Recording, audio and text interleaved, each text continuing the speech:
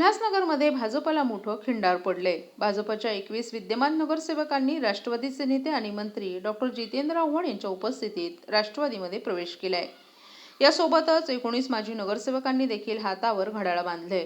भाजपचे आणखी 10 नगरसेवक संपर्कात असल्याचा दावा राष्ट्रवादीकडून करण्यात आलाय। त्यामुळे उल्हासनगरमधील राजकीय वातावरण ढवळून निघाले। राष्ट्रवादीतून भाजपमध्ये गेलेले सर्व नगरसेवक आज स्वगृही परतले। या बदललेल्या समीकरणामुळे उल्हासनगरमध्ये आता पुन्हा राष्ट्रवादीची सत्ता येण्याचा मार्ग मोकळा झालाय। राष्ट्रवादी पक्षाचे प्रदेशाध्यक्ष जयंत पाटील आणि जितेंद्र आव्हाड यांनी कलानी कुटुंबियांची मध्यरात्री बंद दाराआड चर्चा केल्यानंतर शहरात राजकीय घडामोडीला वेग आलाय। राष्ट्रवादी पक्षाच्या शहर जिल्हाध्यक्ष सोनिया धामी यांची मंगळवारी रात्री प्रदेश सरचिटणीसपदी नियुक्ती केल्यानंतर शहर जिल्हाध्यक्षपदी कोण असा प्रश्न विचारला जाऊ लागला। तर बुधवारी पंचम कलानी यांनी भाजप नगरसेवक पदाचा राजीनामा महापालिका आयुक्त डॉक्टर राजा दयानिधी यांच्याकडे दिल्यानंतर त्यांची राष्ट्रवादीच्या शहर जिल्हाध्यक्षपदी नियुक्ती करण्यात आली। पंचम कलानी यांनी आज आपल्या इतर सहकाऱ्यांसह राष्ट्रवादीमध्ये जाहीर प्रवेश केलाय। पक्षांतर बंदी कायदा असल्यानं सध्या उल्हासनगर महापालिकेतील चित्र फारसं बदलणार नाही। मात्र पुढील निवडणुकीत राष्ट्रवादी जोरदार मुसंडी मारेल अशी चर्चा राजकीय वर्तुळात सुरू आहे। उल्हासनगरमध्ये पुढील महापौर राष्ट्रवादीचाच असेल असा विश्वास पक्षातील नेत्यांनी व्यक्त केलाय। ठाणे आणि पालघर जिल्ह्यामध्ये आगामी महानगरपालिका निवडणुका या महाविकास आघाडी एकत्र लढवेल असं जितेंद्र आव्हाड नगरसेवकांच्या पक्षप्रवेश सोहळ्यात म्हणाले। त्यामुळे पुढील निवडणुका रंगतदार होण्याची शक्यता आहे।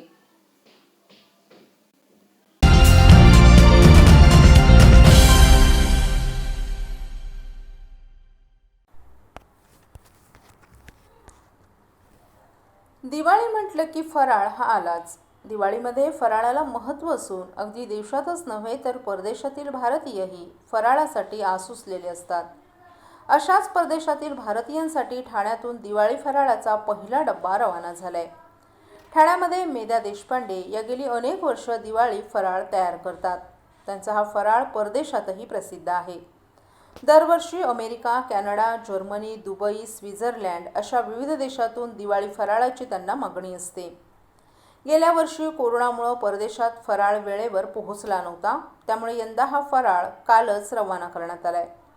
चिरोटे, चकल्या, खारे आणि गोड शंकरपाळी, तांदळाची चकली, बेक्ड चकल्या, करंजा, पोहे, मका, पापड, पालक चिवडा, कडबोळी असा विविध प्रकारचा फराळ पाठवण्यात आलाय।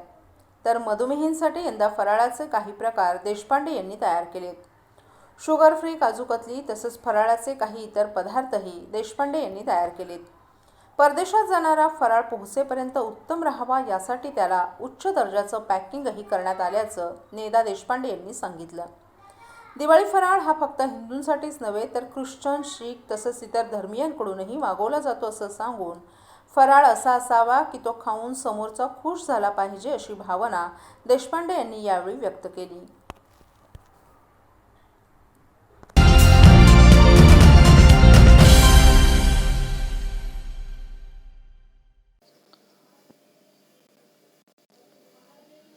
रेतीबंदर येथील पादचारी पुलाबाबत रेल्वेकडून जी भूमिका घेतली जाते ती बेजबाबदारपणाची असून रेल्वेच्या बेजबाबदारपणामुळेच 50 जणांचे जीव गेले आहेत। त्यामुळे जर त्वरित रेतीबंदर पादचारी पुलाचं काम सुरू न केल्यास 5व्या 6व्या मार्गिकेचं कामच होऊ देणार नाही असा इशाराच गृहनिर्माण मंत्री डॉक्टर जितेंद्र आव्हाड यांनी दिलाय। पादचारी पुलाचं भूमिपूजन झाल्यानंतर 5 वर्ष उलटली आहेत, मात्र अद्यापही पादचारी पुलाचं काम सुरू होत नसल्यामुळे अपघात होऊन अनेक नागरिकांचे प्राण जात आहेत। या विरोधात डॉक्टर आव्हाड यांनी आक्रमक भूमिका घेतली आहे। रेतीबंदर येथे गेल्या 5 वर्षात 50 जणांचा रेल्वे रुळ ओलांडताना मृत्यू झालाय। रेल्वेनं पादचारी पुलाच्या कामाचं भूमिपूजन केलं होतं, त्यानंतर लगेचच या पुलाचं काम थांबवण्यात आलं होतं। त्यामुळे गेल्या 5 वर्षात जे 50 जणांचे मृत्यू झाले त्याची जबाबदारी मध्य रेल्वेला घ्यावीच लागेल। त्यामुळे त्वरित पादचारी पुलाचं काम सुरू करावं, अन्यथा पुढील 8 दिवसात आम्हाला रेल्वे बंद करावी लागेल। अतिशय उग्र आंदोलन रेल्वेच्या विरोधात केलं जाईल। एवढंच नव्हे तर रेल्वेनं जे 5व्या आणि 6व्या मार्गाचं काम सुरू केले ते कामही आम्ही होऊ देणार नाही असा इशाराच त्यांनी दिला आहे। रेल्वेनं पादचारी पुलाच्या जागेत बदल केला असल्याचा खुलासा केलाय। याबाबत विचारलं असता रेल्वेकडून 100% खोटं बोललं जात आहे। अशा पद्धतीचा कोणताही बदल करण्यात आला नसल्यामुळेच आपण पुन्हा एकदा ठामपणे सांगत आहोत की रेतीबंदर परिसरात जे 50 लोक अपघातात मृत्युमुखी पडलेस त्यास मध्य रेल्वे आणि MRVC जबाबदार आहे. ठाणे महानगरपालिकेशी चर्चा सुरू असल्याचंही सांगितलं जातंय. गेले 5 वर्ष चर्चा सुरू आहे का असा सवालही डॉक्टर आव्हाड यांनी उपस्थित केलाय.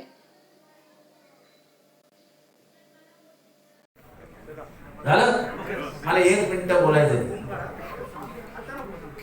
मी सेंट्रल रेल्वे आणि MRVC वरती आरोप केला आहे की त्यांच्यामुळे कमीत कमी मागच्या 5 वर्षामध्ये 50 लोक मेलेली आहेत. त्यांनी FOBचं काम सुरू केलं होतं, तसं पत्र दिलं होतं, तिथे भूमिपूजन झालं होतं आणि दुसऱ्या दिवसापासून काम थांबवलं गेलं होतं. या 50 मृत्यूची जबाबदारी सेंट्रल रेल्वेला आणि MRVCला स्वीकारावी लागेल आणि त्वरित FOBचं काम रेतीबंदरला सुरू करा, नाहीतर पुढच्या 8-15 दिवसामध्ये आम्हाला रेल्वे बंद करावी लागेल आणि अतिशय उग्ररित्या रेल्वे बंद करावी लागेल. आव्हाड साहब, आपके ट्वीट के बाद रेलवे का ट्वीट आया है कि वो अलाइनमेंट चेंजेस हुआ है दीवा और ये सब झूठ है और सबवे बनाने वाले हैं. झूठ है. जहां पे पत्थर का पूजन किया था वहां से जाने वाला जो FOB है उसमें कोई अलाइनमेंट में बदल नहीं हुई है. इसलिए मैं हर बार कह रहा हूं कि MRVC और सेंट्रल रेलवे वहां पे जो 50-100 लोग मरे हैं उसके लिए जिम्मेदार है. इसका मतलब ये झूठ बोल रहे सेंट्रल? बिल्कुल. मैं हक के साथ दावे के साथ फोटो दिया है मैंने ट्वीट पे कि भूमि पूजन हुआ है करके. तो भूमि पूजन क्यों रुकाया गया बोलो हमें, और उसके बाद जो भी अल्टरनेटिव था वो क्यों नहीं? उन्होंने कहा TMC के साथ डिस्कशन. वो TMC के साथ 17 साल में डिस्कशन हुआ ना, आज 22 आ गया. 5 साल डिस्कशन कर रहे हैं क्या? एक टेबल पे कितने जन बैठते हैं? 2 ही जन बैठते हैं ना. तो 5 साल के फोटो दिखा हमको डिस्कशन के. ये गैर जिम्मेदारान हरकत जो सेंट्रल रेलवे और MRVC ने की है उसके वजह से 100 लोग मरे और ऐसा ही उनका बर्ताव रहा कि वो गैर जिम्मेदारान हरकत करते रहेंगे तो उनको 5th 6th लाइन डालने नहीं देंगे. हर जगह पर वो झूठी बातें करते हैं.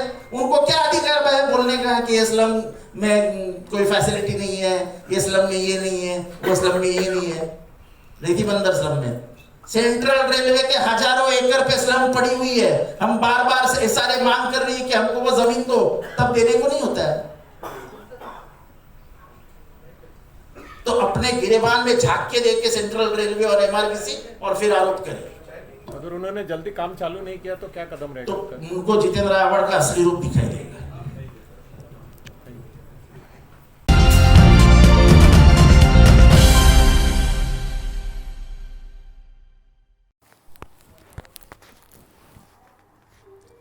ज्या महाविद्यालयीन विद्यार्थ्यांचं लसीकरण झालं नाही अशा विद्यार्थ्यांचं लसीकरण करण्यासाठी महाविद्यालयातच लसीकरण केंद्र सुरू करण्यात आलं असून त्याचा लाभ विद्यार्थ्यांनी घ्यावा असं आवाहन महापौर नरेश मस्के यांनी केलं आहे. जोशीबडेकर महाविद्यालयातील लसीकरण मोहिमेचा शुभारंभ महापौरांच्या हस्ते करण्यात आला. यावेळी ते बोलत होते. लसीकरण हे राष्ट्रीय काम असून आपल्या आजूबाजूच्या परिसरातील ज्या विद्यार्थ्यांनी लस घेतलेली त्यांना लसीकरणासाठी प्रवृत्त करावं असं आवाहन देखील महापौरांनी केलं. महाविद्यालयीन विद्यार्थ्यांचं लसीकरण जलद गतीनं व्हावं यासाठी राज्य शासनाच्या सूचना येण्याआधीच महापालिकेनं एक पाऊल पुढे जात सर्व महाविद्यालयांमध्ये लसीकरणास सुरुवात केली आहे.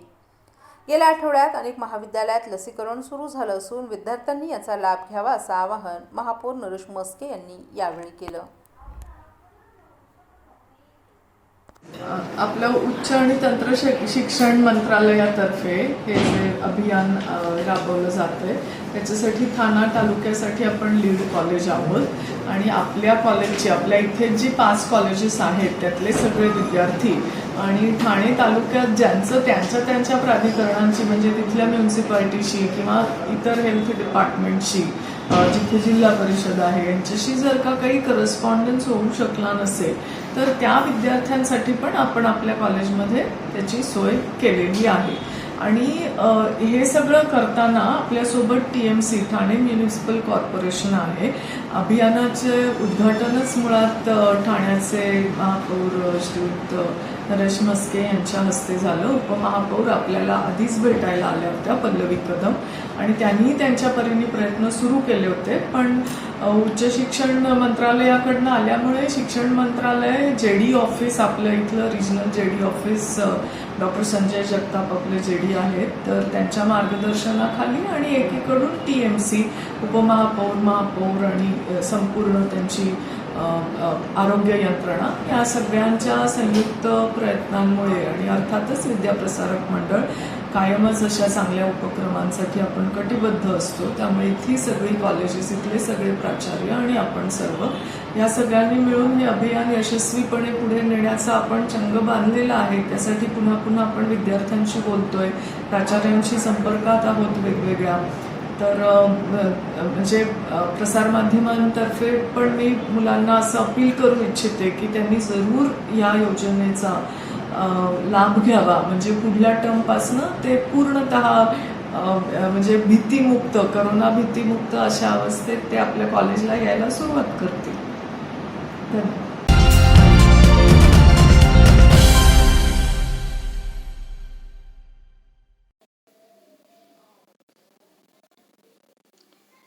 महाराष्ट्र राज्य ST महामंडळातील कर्मचाऱ्यांच्या विविध मागण्यांसाठी मंडळातील विविध संघटनांनी एकत्र येऊन आज संपूर्ण महाराष्ट्रासह ठाण्यातील विभागीय कार्यालयाबाहेर लाक्षणिक उपोषण केलं. शासकीय कर्मचाऱ्यांप्रमाणेच ST कर्मचाऱ्यांना 28% महाबाई भत्त्याचा दर लागू करावा, वार्षिक वेतनवाढ 2 वरून 3% मान्य केलेल्या तारखेपासून लागू करावी, तसंच 7व्या वेतन आयोगानुसार केंद्र आणि राज्य शासनानं लागू केलेले घरभाडे भत्ता सुधारित दराने लागू करावा, यासाठी गेले काही महिने STतील सर्वच युनियन ST प्रशासनाकडे पाठपुरावा करीत होते. परंतु शासनानं ST कर्मचाऱ्यांच्या तोंडाला पानं पुसत केवळ 5% महागाई भत्ता जाहीर करून एक प्रकारे कर्मचाऱ्यांची थट्टा केल्याची भावना कर्मचाऱ्यांमध्ये निर्माण झाली आहे. दिवाळी तरी आनंदात जाईल अशी कर्मचाऱ्यांची अपेक्षा होती. मात्र महागाईचा भडका उडालेला असताना कर्मचाऱ्यांना 2,500 रुपये आणि अधिकाऱ्यांना 5,000 रुपये दिवाळी भेट STनं जाहीर केली आहे, ती अगदीच तुटपुंजी आहे. या तुटपुंज्या रकमेत दिवाळी कशी साजरी करायची असा ST कर्मचाऱ्यांचा सरकारला थेट प्रश्न आहे. एका बाजूला उसनवारीवर घेतलेल्या पैशांचा सावकारी पाश, मुलांच्या शिक्षण, त्यातच वेळेवर मिळणारा पगार या विवंचनेतून आतापर्यंत 25 पेक्षा जास्त ST कर्मचाऱ्यांनी आत्महत्येसारखं टोकाचं पाऊल उचललं असताना अजून किती आत्महत्या व्हायला हव्यात असं सरकारला वाटतं, असा त्यांनी सवाल केलाय.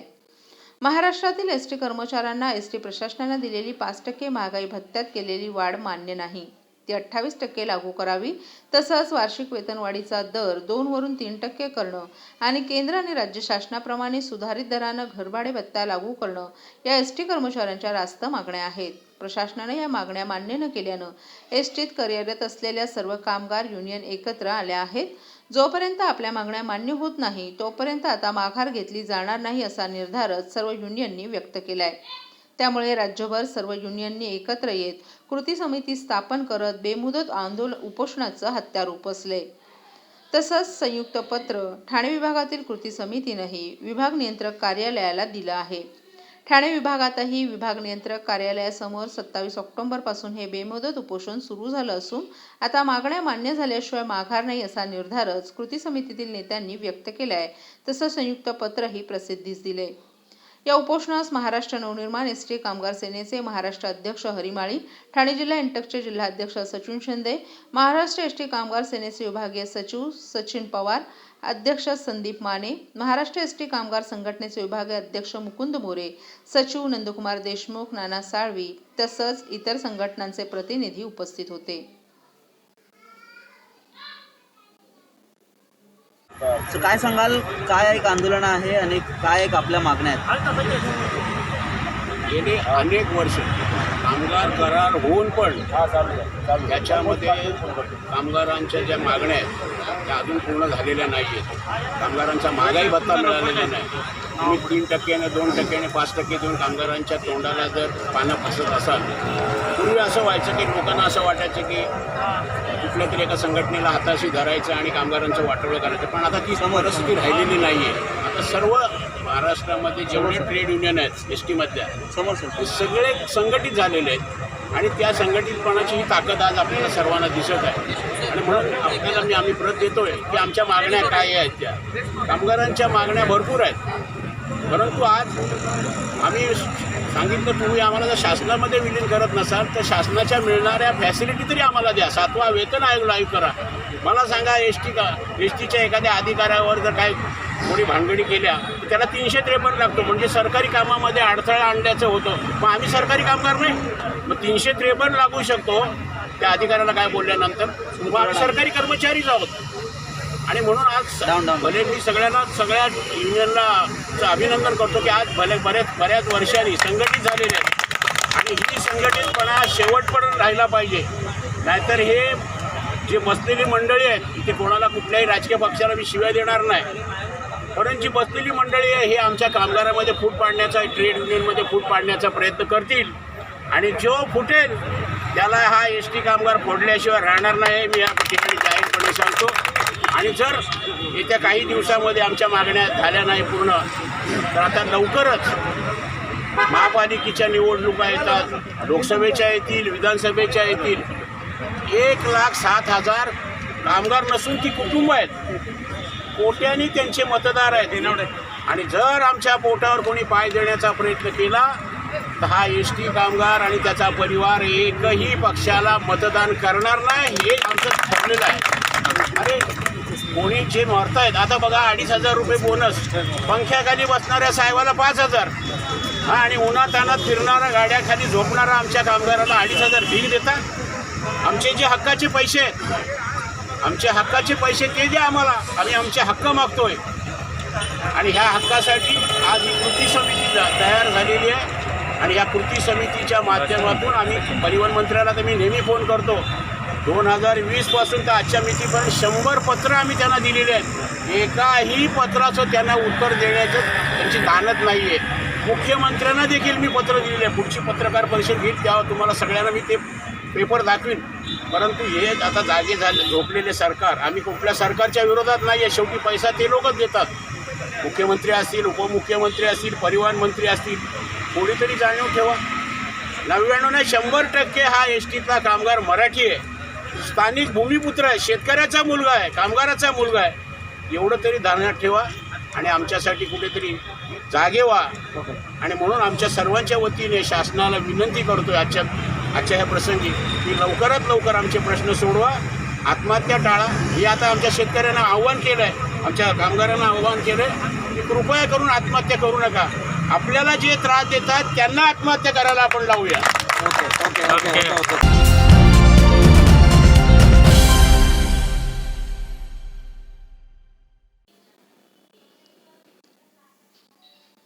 गृहनिर्माण मंत्री डॉक्टर जितेंद्र आव्हाड यांच्या प्रयत्नांमुळे गुरुवारपासून मुंब्रा कौसा येथे 3 दिवसांचा लस महोत्सव आयोजित करण्यात आलाय.